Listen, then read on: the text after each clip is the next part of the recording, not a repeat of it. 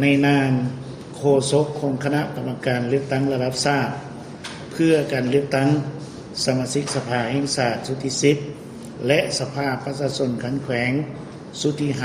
5ข้าพเจ้าขออนุญาตแถลงข่าวเกี่ยวกับมติ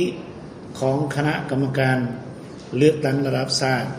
ว่าด้วยการประกาศจำนวนผู้มีสิทธิเลือกตั้งสมาชิกสภาแห่งชาติสุดที่10และสภาประชาชนขันแขวงสุดที่5ให้พ่อแม่พี่น้องประชาชนลาวบรรดาเผ่าทั่วประเทศและชาวลาวที่ดำรงชีวิตอยู่ต่างประเทศได้รับทราบอย่างทั่วถึงกันดังนี้ปฏิบัติตามมาตรา7มาตรา22มาตรา23ของกฎหมายว่าด้วยการเลือกตั้งสมาชิกสภาแห่งชาติและสภาประชาชนขันแขวงฉบับเลขที่58สพศลงวันที่28มิถุนายน2024และอิงตามผลการสำรวจเก็บกรรมสถิติผู้มีสิทธิ์เลือกตั้งในแต่ละเขตเลือกตั้งทั่วประเทศคณะกรรมการเลือกตั้งระดับชาติได้ออกมติฉบับเลขที่90คลศลงวันที่10กุมภาพันธ์2026ว่าด้วยการประกาศจำนวนผู้มีสิทธิเลือกตั้งสมาชิกสภาแห่งชาติสุดที่10และสภาประชาชนขันแขวงสุดที่5อย่างเป็นทางการซึ่งมติมีเนื้อในสำคัญดังนี้มาตรา1ประกาศจำนวนผู้มีสิทธิเลือกตั้งสมาชิกสภาแห่งชาติสุดที่10และสภาประชาชนขันแขวงสุดที่5ในทุกประเทศมีจำนวนรวมทั้งหมด 4,664,384 คนยิ่ง 2,384,104 คนในนี้มีผู้มีสิทธิเลือกตั้งอยู่ต่างประเทศที่สามารถใส่สิทธิ์บนบัตรเลือกตั้งตัวจริงมีจำนวน 23,378 คนยิ่ง 7,828 คนมาตรา2จำนวนผู้มีสิทธิเลือกตั้งสมาชิกสภาแห่งชาติสุดที่10และสภาประชาชนขันแขวงสุดที่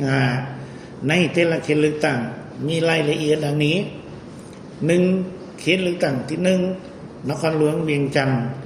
มีจำนวน 679,952 คนยิ่ง 339,824 คนในนี้รวมทั้งผู้มีสิทธิบัตรเลือกตั้งอยู่ต่างประเทศนำ 2. เขตเลือกตั้งที่2แขวงพงศาลีมีจำนวน 124,060 คนยิ่ง 65,053 คน 3. เขตเลือกตั้งที่3แขวงหลวงน้ำท่ามีจำนวน 136,346 คนยิ่ง 66,770 คน 4. เขตเลือกตั้งที่4แขวงอุดมไซมีจำนวน 228,192 คนยิ่ง 111,024 คน 5. เขตเลือกตั้งที่5แขวงบ่อแก้วมีจำนวน 132,290 คนยิ่ง 65,277 คน 6. เขตเลือกตั้งที่6แขวงหลวงพระบางมีจำนวน 299,857 คนยิ่ง 148,550 คน 7. เขตเลือกตั้งที่7แขวงสัญญาบุรีมีจำนวน 302,711 คนยิ่ง 145,856 คน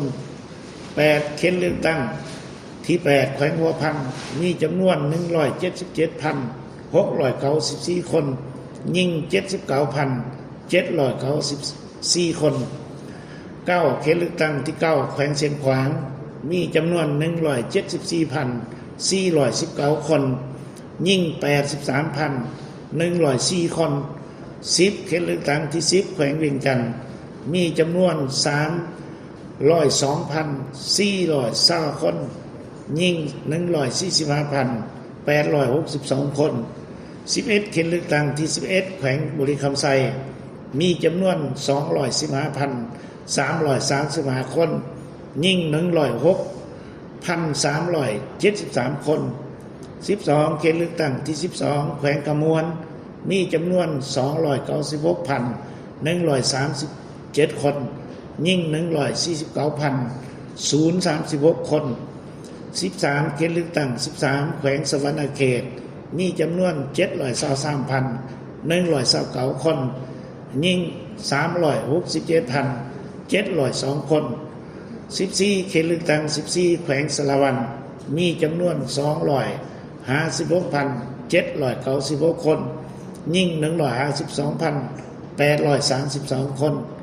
15 เขตเลือกตั้งที่ 15 แขวงจำปาสักมีจำนวน 457,302 คนยิ่ง 231,696 คน 16 เขตเลือกตั้งที่ 16 แขวงเสียกองมีจำนวน 87,503 คน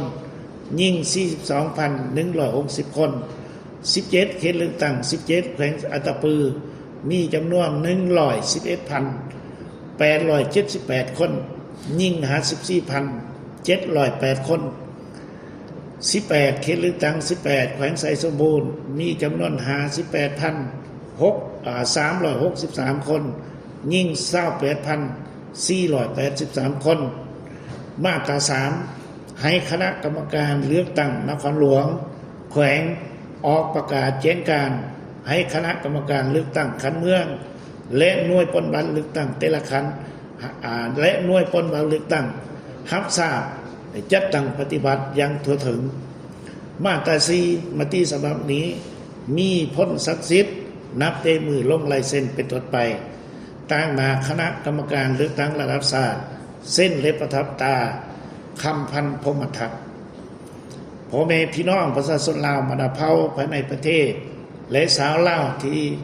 ดำรงชีวิตอยู่ต่างประเทศที่นับถือแรงแพงนับแต่มื้อนี้เป็นต้นไปยังอีก10 วันเท่านั้นก็จะแม่นวันป้อนบัตรเลือกตั้งสมาชิกสภาแห่งชาติสุดที่10และสมาชิกสภาประชาชนการแขวง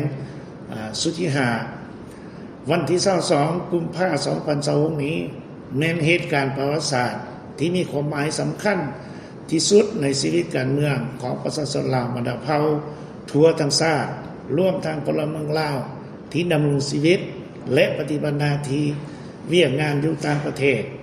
เป็นขีดหมายสำคัญยิ่งอีกขั้นหนึ่งในการเสริมขยายและปฏิบัติสิทธิประชาธิปไตยของประชาชนลาวบรรดาเผ่าในฐานะผู้เป็นเจ้าของอำนาจรัฐของสาธารณรัฐประชาธิปไตยประชาชนลาวในนามต่างนาคณะกรรมการเลือกตั้งระดับชาติและคณะกรรมการเลือกตั้งระดับท้องถิ่นทุกครั้งข้าพเจ้าขอถือเอาโอกาสนี้เรียกร้องไปยังพลเมืองลาวผู้มีสิทธิเลือกตั้งทุกคนแต่อายุ18 ปีขึ้นไปจงพร้อมกันไปใส่สิทธิ์ในวันเลือกตั้งให้ครบถ้วนเฮ็ดให้การเลือกตั้งครั้งนี้บรรลุจุดประสงค์ในระดับขั้นหมายตามที่ได้วางไว้แน่ใส่ปรับปรุงและยกสูงบทบาทของสภาแห่งชาติสุดที่10และสภาประชาชนการแขวงสุดที่5สู่บัดเหลี่ยวใหม่ประกอบส่วนที่สำคัญในการสร้างรัฐประชาธิปไตยประชาชนของพวกเราให้เป็นรัฐที่ปกครองโดยกฎหมายของประชาชนโดยประชาชนและเพื่อประชาชนผ้าประเทศชาติที่แสนฮักและห่วงแหนของพวกเราก็คือชาติเราเอกภาพก้าวไปสู่ระยะการพัฒนาด้วยคุณภาพใหม่ตามมติของประชุมใหญ่ครั้งที่12ของพรรคประชาชนปฏิวัติลาวและแผนพัฒนาเศรษฐกิจสังคมแห่งรัฐ5 ปีครั้งที่10เตปี2026 5 ปี 2030ให้ปรากฏผลเป็นจริงซื้อต่อบูรณะระบอบประชาธิปไตยประชาชนไปสู่สังคมนิยมอย่างนั้นแน่ในโอกาสนี้ในนามคณะกรรมการเลือกตั้งระดับชาติขอแสดงความยอมชมเชยนักข่าวสื่อมวลชนทั่วประเทศที่ได้ตั้งหน้าออกข่าวเกี่ยวกับการเลือกตั้งและการกักเกี่ยมการเลือกตั้งสมาชิกสภาแห่งชาติสุดที่ และสภาประชาชนขันแขวงสุทธิหาในตอนถ่ายนี้ข้าพเจ้าขอไว้สายให้พรให้แก่ผู้มีสิทธิเลือกตั้งก็คือประชาชนลาวบรรดาเผ่าในทั่วประเทศและสาวลาวที่ดำรงชีวิตอยู่ต่างประเทศจงมีสุขภาพเข้มแข็งมีอายุมันยืนพร้อมกันเพิ่มทวีความสามัคคีเป็นปึกแผ่นและพร้อมกันไปป้อนบัตรเลือกตั้งให้ครบถ้วนและถูกต้องตามกฎหมายและระเบียบการขอบใจ